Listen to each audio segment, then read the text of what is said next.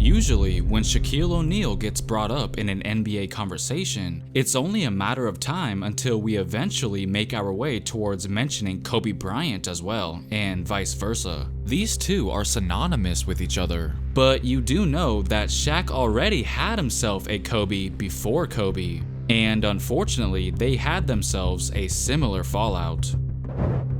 When the Orlando Magic first came into existence in 1989, of course, they were not all that great, just like many expansion teams are starting off. But in 1992, they got their hands on Shaquille O'Neal, who was anticipated to be the next great big man in the NBA. And sure enough, he showed us that immediately as he stepped foot on the court, unsurprisingly resulting in the Rookie of the Year award. Then, incredibly, Orlando defied all odds by winning the 1993 draft just the very next year as well. They initially drafted Chris Webber #1 overall, but quickly traded him to Golden State in exchange for Anthony Hardaway. In fact, believe it or not, Shaq actually had a hand in getting Penny to Orlando.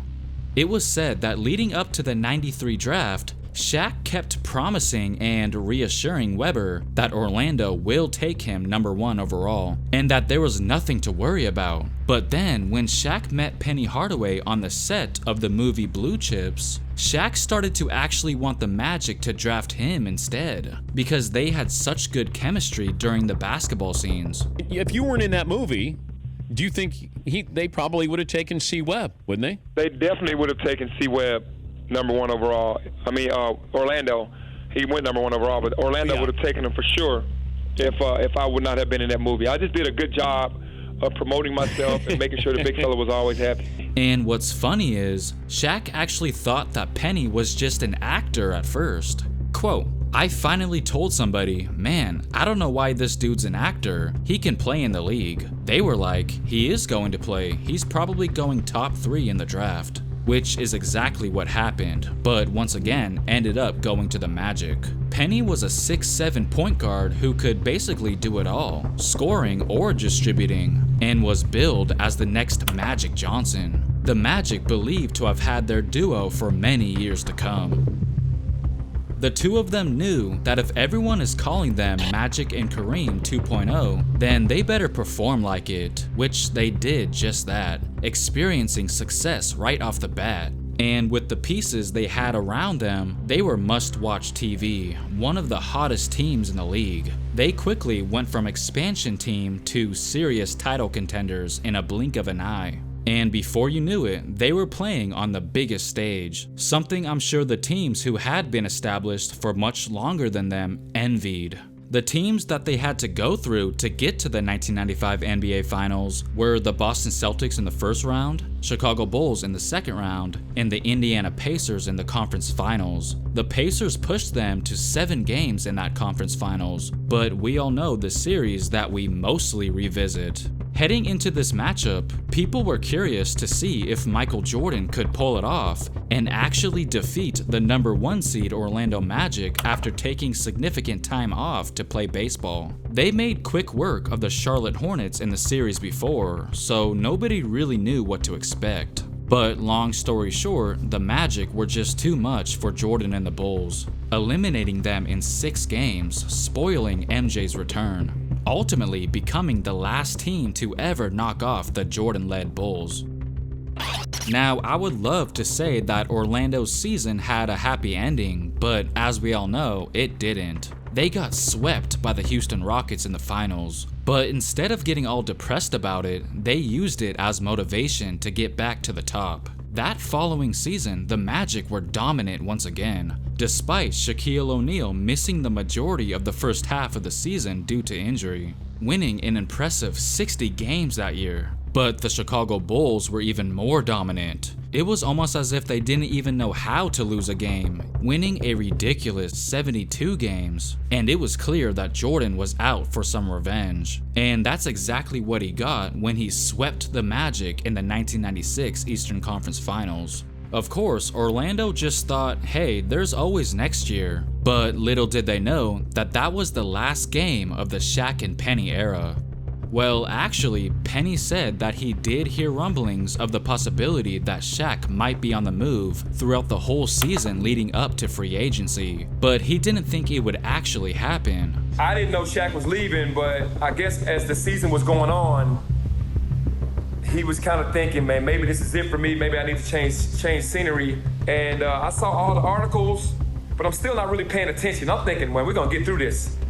Seeing the articles, the fans are saying Shaq can't shoot free throws. Why should we re-sign him? I'm looking at this shit like, hold up, what are we talking about? Crazy.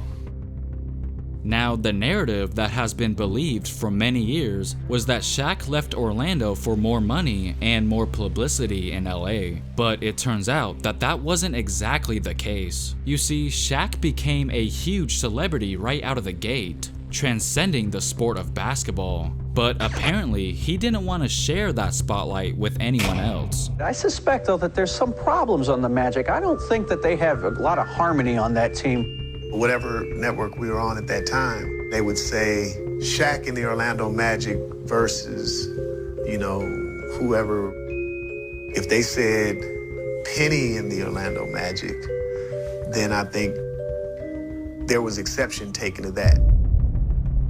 As time went on, you could sense that Penny was getting to the popularity of Shaq, with Shaq appearing to not like Penny's newfound popularity. And somewhere along the line, Shaq felt that the organization began treating Penny as the Magic's new leader. Shaq knew that he needed Penny to win, but in his mind, and I quote, "I was the president and he was the vice president." But his ego felt that his sidekick was becoming a threat. Even their shoe companies were rivals. In fact, things got so bad, it even stooped to this level. Reebok came out with a commercial where Shaq was sitting on the couch, and Shaq reached back and knocked Lil Penny off the couch. This is my planet. You got room for a brother on your planet. When I first saw the commercial, I was like, whoa, it definitely sparked some tension. And it was said that Penny didn't even talk to Shaq for an entire week after seeing that commercial. The fans had no idea that this was going on behind the scenes. And perhaps the final straw came when Shaq opened up the newspaper on the morning of July 16th, 1996. Interestingly, an Orlando newspaper posted a poll asking, "Is Shaq worth $115 million for 7 seasons?"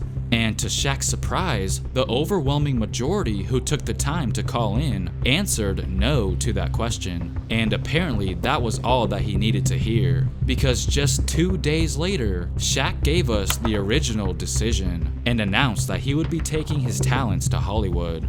I just want to, thank you all for coming out. And in case you haven't figured it out yet, I've signed with the Los Angeles Lakers. And keep in mind the word change. To me, change is for the good. And did not even bother letting his former partner in crime know what he was doing, comparable to Kevin Durant's actions when he left OKC. As expected, the Magic were not the same team without Shaq, and Penny Hardaway's knee injury he suffered in 1997 did not help at all, as it was basically all downhill from there. How did you feel about Shaq in the years right after he left? Because I think at one point he called Orlando a dried up little pond, right? Well, I was hurt because I knew that when he had left that it was downhill for us, because you can't lose a guy of that magnitude. Shaq was, to me, the best big man in the NBA. And to lose him, I knew that it was going to end my title run to try to get a ring, and that he was going to go on to bigger and better things in LA.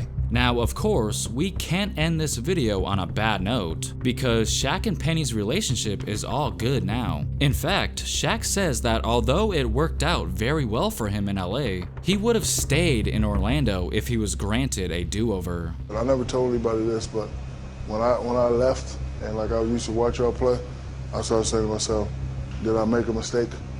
Man, because I really miss you guys, because we didn't have the same, and everybody knows this, we didn't have the same camaraderie out there than we had there. So let me know your thoughts down in the comments below.